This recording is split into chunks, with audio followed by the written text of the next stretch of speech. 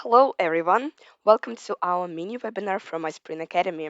My name is April. I am an e-learning expert, and today I am joined by Anna Polly, who is the senior course developer at iSpring and one of the authors of our own instructional design course. Anna is a total genius when it comes to course design, and today she has got some tips and tricks for us to enhance your content. Hi, Anna. Welcome. Thanks, April. So, what have you got for us today? I have some fantastic insider secrets to share with you. Wonderful. First of all, as a side note, I have a tip from my own experience as a course designer.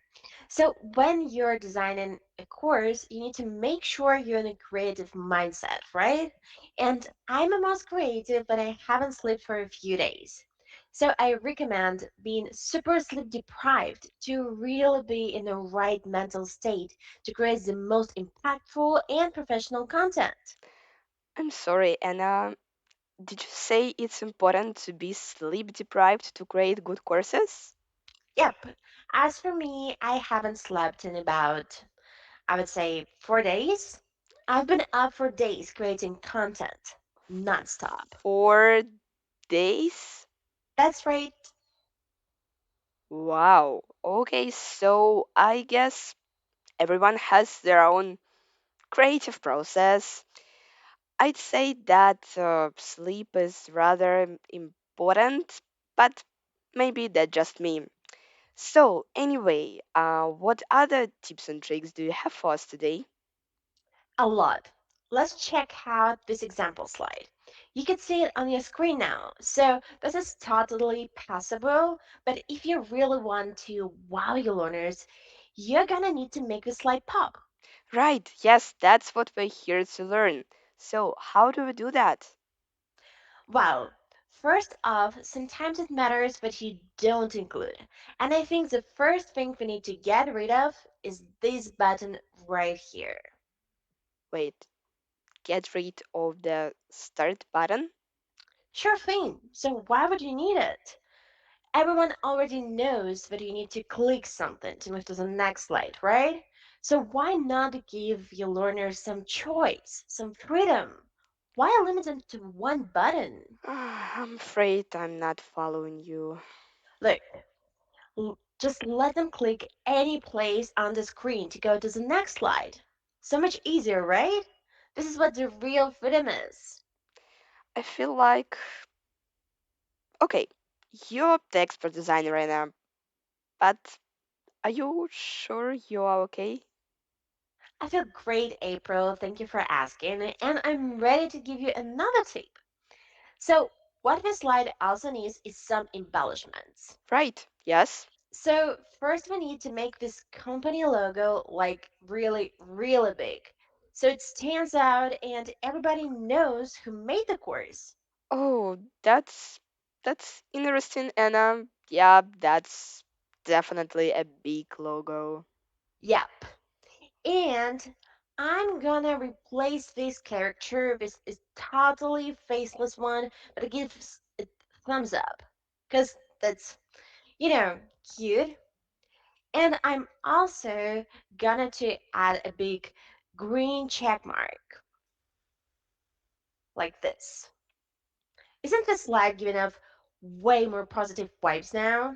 I mean, yeah, sure, those things are generally perceived as positive, I guess. Wait, what are you doing now? I'm adding text. Aren't we supposed to keep minimal text on the slide? You know, the old one key idea per slide rule? Oh, April, you need to keep up with the latest e-learning trends. That was so 2022. It's already April 2023.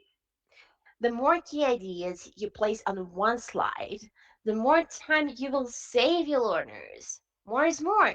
Don't you want your learners to learn as much as possible?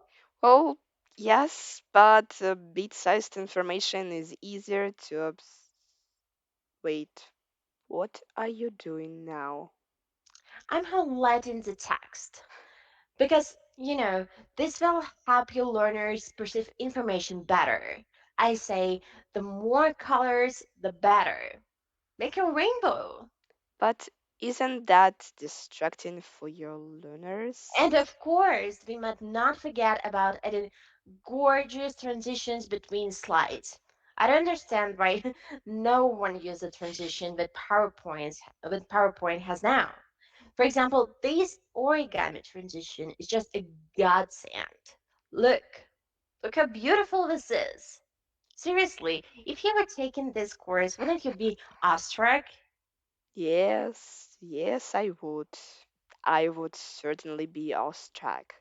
But maybe not for the reasons you mean. I'm done. Check out this beautiful slide. What do you think? It's unique, Anna. Unique like you're unique. Do you have any more wise words to enlighten us with today? Yes, I do. April Fools!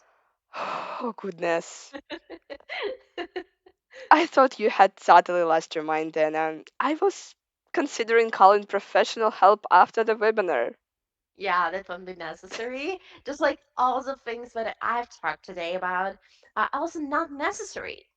Follow any of the advice I gave, and you will be guilty of the most shocking course design crimes ever. Okay, yeah, so we're totally in agreement there. Yeah, I just wanted to freak you out a little bit this April Fool's Day. Well, you succeeded. Well, your name is literally April. Shouldn't you, of all people, be used to getting pranked? Okay, well, thanks for joining us today, Anna, and showing us what not to do when designing courses. And thank you to our audience for being a part of this April Fool's iSpring webinar. We promise we have many upcoming webinars that will be packed with actual, real, helpful tips and tricks, so stay tuned for those. And don't forget to attend our online e-learning conference at Spring Days 2023. It's April 27th and 28th, and it's totally free to attend. I will be speaker for real this time, and I will be joined by an amazing lineup of amazingly brilliant and talented experts from the industry. You'll learn so much about how to make spectacular courses, and you will get a chance to practice some design skills too.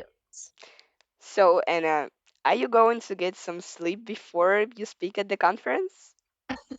Yes, of course. I don't stay up all night creating hundreds of courses. Or do I? Okay, see you later, guys. Till the next time.